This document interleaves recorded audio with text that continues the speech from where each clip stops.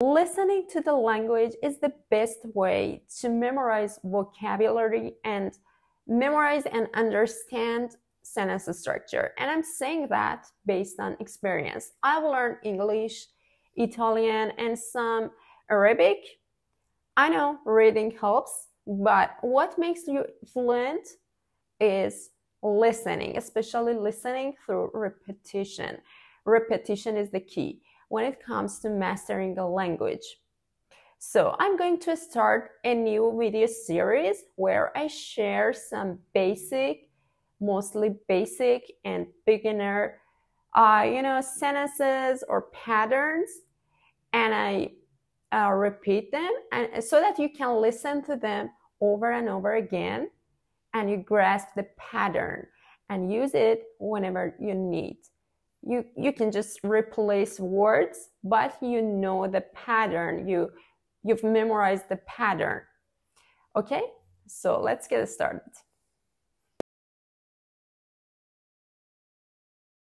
In this video, we're gonna practice the present tense of the verb بودن, the conjugation of the verb بودن, which means to be. The present tense of بودن can be quite challenging since it has two forms, two conjugations, and it's somewhat irregular. The colloquial and the formal form are somewhat different. So I think you need practice, especially if you're a beginner. Okay, I'm going to start with the formal form and then I'll go over the colloquial form. First person singular. هستم, هستم, and am. من آذین هستم. من آذین هستم. من آذینم. من آذینم. من نوازنده هستم. من نوازنده هستم. من نوازنده ام. من نوازنده ام. من خوب هستم. من خوب هستم. من خوبم. من خوبم. من اینجا هستم. من اینجا هستم. من اینجام. من اینجام. Second person singular. هستی. هستی and ای. ای. تو کوروش هستی. تو کوروش هستی. تو کوروشی. تو کوروشی. تو دانشمند هستی. تو دانشمند هستی. تو دانشمندی. تو دانشمندی. تو خوب هستی. تو خوب هستی. تو خوبی. تو خوبی. تو اینجا هستی. تو اینجا هستی. تو اینجایی. تو اینجایی. Third person singular. Asked. Asked. It has just one form. او سارا است. او سارا است. او دکتر است. او دکتر است. او خوب است. او خوب است. او اینجا است. او اینجا است. Or you can say او اینجاست. او اینجاست. First person plural. هستیم. هستیم. And ایم. ایم. ما مهندس هستیم. ما مهندس هستیم. ما مهندسیم. ما مهندسیم. ما خوب هستیم. ما خوب هستیم. ما خوبیم. ما خوبیم. ما اینجا هستیم. ما اینجا هستیم. ما اینجاییم. ما اینجاییم. Second person plural. هستید. هستید. And اید. اید. شما پرستار هستید. شما پرستار هستید. شما پرستارید. شما پرستارید. شما خوب هستید. شما خوب هستید. شما خوبید. شما خوبید. شما اینجا هستید. شما اینجا هستید. شما اینجایید. شما اینجایید. Third person plural. هستند. هستند. And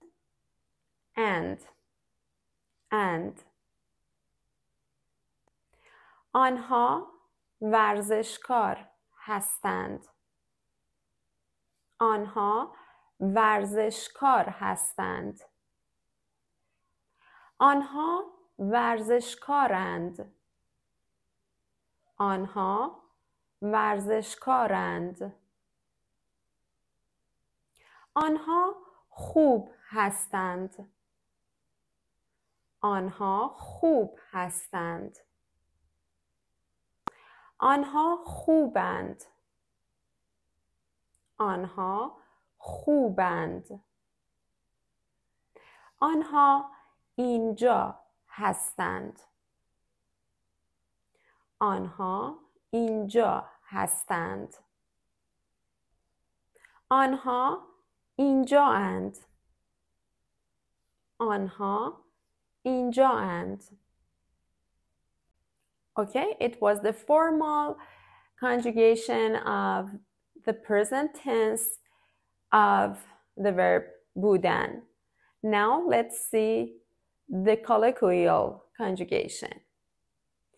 Third person singular, second person plural, and third person plural are different in colloquial and formal conjugation, but I'm going to repeat the whole conjugation. I think it would be beneficial. So let's see. First person singular. هستم and am. من آذین هستم. من آذین هستم. من آذینم. من آذینم. من نوازنده هستم. من نوازنده هستم. من نوازنده ام. من نوازنده ام. من خوب هستم. من خوب هستم. من خوبم. من خوبم. من اینجا هستم. من اینجا هستم. من اینجام. من اینجام. Second person singular. هستی، هستی and ای. تو کوروش هستی. تو کوروش هستی. تو کوروشی. تو کوروشی. تو دکتر هستی. تو دکتر هستی. تو دکتری. تو دکتری. تو خوب هستی. تو خوب هستی. تو خوبی. تو خوبی. تو اینجا هستی. تو اینجا هستی. تو اینجایی. تو اینجایی. Third person singular. It is different from the formal form. It's a. But if the word before the verb ends with an a or a, it turns into ast. Let's see. اون ساراست. اون ساراست. It's actually Sara asked, but asked is connected to Sara and we just pronounce one a. ساراست. اون خوبه. اون خوبه. اون اینجاست. اون اینجاست. اون مهندسه.